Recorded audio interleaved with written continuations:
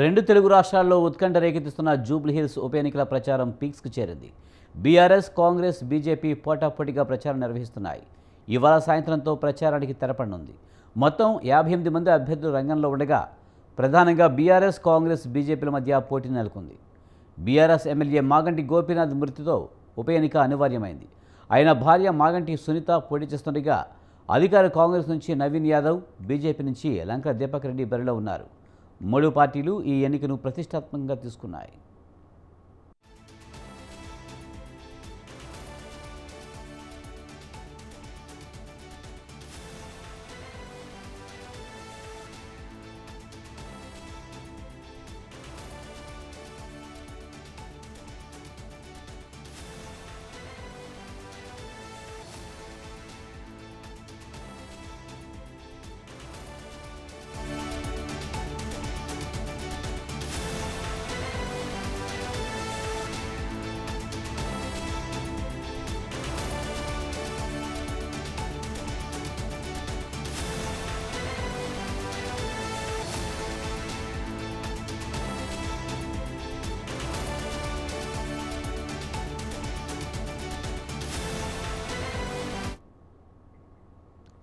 జూబ్లీహిల్స్ ఉప ఎన్నిక ప్రచారం చివరి దశలో ప్రధాన పార్టీలు కీలక వ్యూహాలను అమలు చేస్తున్నాయి. బస్తీలోని ఓటర్లను నేరుగా కలిసే ప్రయత్నాలు ప్రారంభించాయి. పోలింగ్ ఎక్కువగా ఉండే బస్తీలను ఎంచుకుంటుండడం పార్టీల వ్యూహాన్ని చాటుతుంది. నేతలు గతంలో ఆ ప్రాంతాలు ఎటువైపు మొగ్గు చూపాయని లెక్కలు తీస్తున్నారు. ఆయా వర్గాల పెద్దలే లక్ష్యంగా మంత్రాలు సాగిస్తున్నారు. బోరుబండ, రహమత్ నగర్ డివిజన్ల సరిహద్దుల్లో ఉండే దిగువ మధ్యతరగతి ఓటర్లు మద్దతు ఇప్పుడు కీలకంగా మారింది. ఈ ఓట్లను కూడగట్టేందుకు కొన్ని రోజులుగా రెండు పార్టీలు నిశితంగా దృష్టి సారించాయి.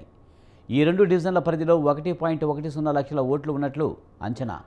వాటిలో ఎన్ఆర్ఆర్పురం, సైట్ 123, ఇందిరానగర్, సాయిబాబా నగర్, రాజునగర్, వినాయక నగర్, ఎస్పీఆర్ హిల్స్తో పాటు 50 బస్తీలు, మరోవైపు ప్రతిభానగర్, రాజీవ్ గాంధీ నగర్, ఇందిరానగర్ తదితర బస్తీలు ఉన్నాయి. ఒక్కో వీధిలో 1000 నుంచి 2000 మంది ఓటర్లు నివసిస్తున్నారు. కొన్ని చోట్ల మురికివాడల్లో ఎంతకంటే ఎక్కువ మందే ఉన్నారు.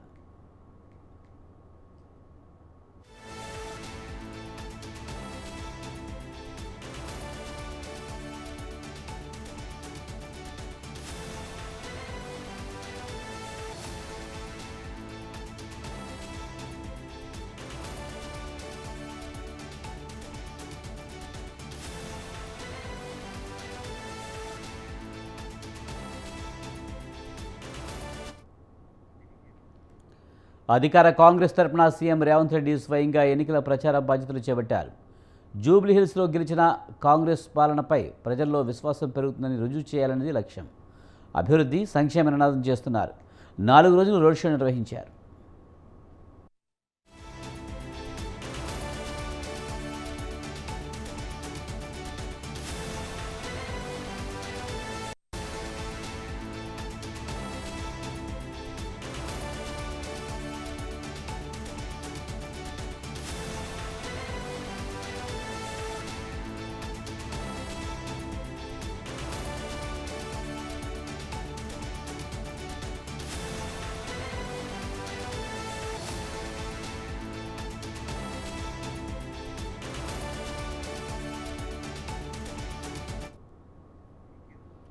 దాదాపు 7 డివిజన్లలో పర్యటించారు. పలు సామాజిక వర్గాల సమావేశాల్లో పాల్గొన్నారు. ప్రత్యేక వ్యూహం రచించి డివిజన్కు ఎదురేసే మంత్రులను 10 పోలింగ్ కేంద్రాలకు ఒక ఎమ్మెల్యే లేదా ఎమ్మెల్సీని, ప్రతి 100 మంది ఓటర్లకు ఒక నేతను ఇన్ఛార్జిగా నియమించారు. నియోజకవర్గంలో దాదాపు 300 కోట్ల అభివృద్ధి పనులు చేపట్టామని, సంక్షేమ పథకాలను అమలు చేశామని విస్తృతంగా ప్రచారం చేస్తున్నారు. సీఎం తన ప్రచారంలో బీఆర్ఎస్, బీజేపీ లక్ష్యంగా ఆరోపణలు గుప్పించారు. 3 పర్యాయాలు మాగంటి గోపీనాథ్ గెలిచినా నియోజకవర్గంలో అభివృద్ధి జరగలేదని ప్రచారం చేశారు. కేసీఆర్, కేటీఆర్, హరీష్ రావులపై తీవ్రస్థాయిలో ధ్వజమెత్తారు. బీఆర్ఎస్తో బీజేపీ మిరాఖతైందని ఆరోపించారు.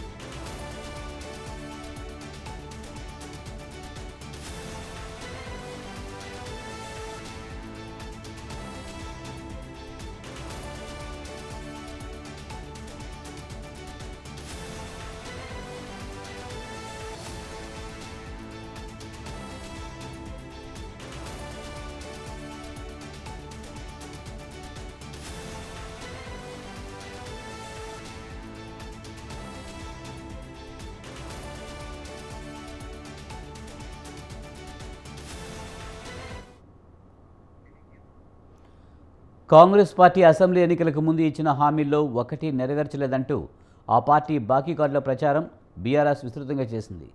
దివంగత మాగంటి గోపీనాథ్ భార్య సునీత పోటీ చేస్తుండటంతో సెంటిమెంట్ను ప్రజల్లోకి తీసుకువెళ్ళింది. కేటీఆర్ అన్నీ తానే వ్యూహాలు రూపొందించారు. అన్ని డివిజన్లలో విస్తృతంగా పర్యటించి రోడ్ షోలు చేశారు. కేసీఆర్ ప్రచారం చేస్తారని శ్రేణులు భావించిన ఆయన పార్టీ ముఖ్యుల సమావేశం నిర్వహించి దిశానిర్దేశనం చేశారు. బీఆర్ఎస్ కూడా పలువురు నేతలను క్షేత్రస్థాయిలో నియమించింది. వారు ఇంటింటి ప్రచారం నిర్వహించారు. సీఎం రేవంత్ రెడ్డి లక్ష్యంగా కేటీఆర్ ఆరోపణలు చేశారు. మహిళలకు 2,500 ఇవ్వలేదని, పింఛన్ సొమ్ము పెంచలేదని, నిరుద్యోగ భృతి అమలు కాలేదని, కళ్యాణ లక్ష్మి, ఆడపిల్లలకు స్కూటీ లాంటి పథకాల్లో ఒకటి అమలు చేయలేదని విమర్శించారు. హరీష్ రావుకు పితృవియోగంతో ప్రచార బాధ్యత కేటీఆర్ పైనే పడింది. కాంగ్రెస్ బీజేపీ ఒకటేనని కేటీఆర్ ప్రచారంలో ఆరోపించారు. మైనార్టీలకు కేసీఆర్ మాత్రమే సంక్షేమం అందించారని, కాంగ్రెస్ ఓట్ల రాజకీయం ఆడుతుందంటూ ప్రచారం నిర్వహించారు. సామాజిక వర్గాల వారీగా బీఆర్ఎస్ సమావేశాలు నిర్వహించింది. తెర వెనుక మంత్రాంగం నడుపుతోంది. పలువురు మద్దతు కూడగట్టింది.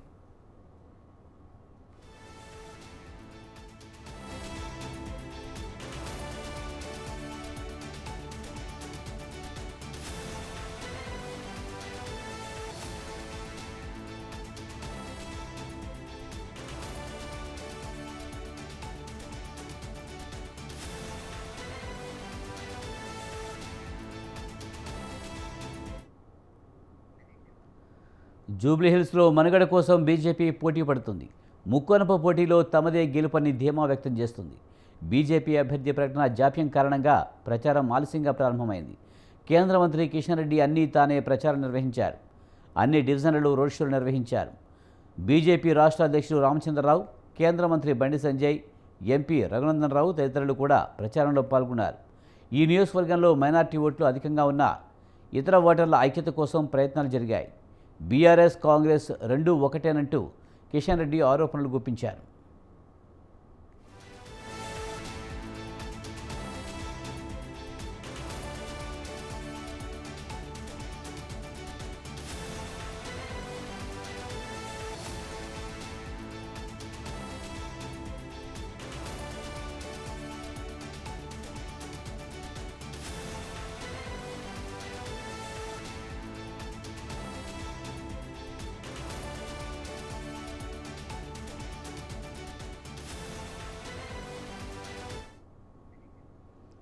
ఈసారి ఉప ఎన్నికల్లో భారీగా స్వతంత్రులు పోటీ పడినా పెద్దగా ప్రచారం లేదు.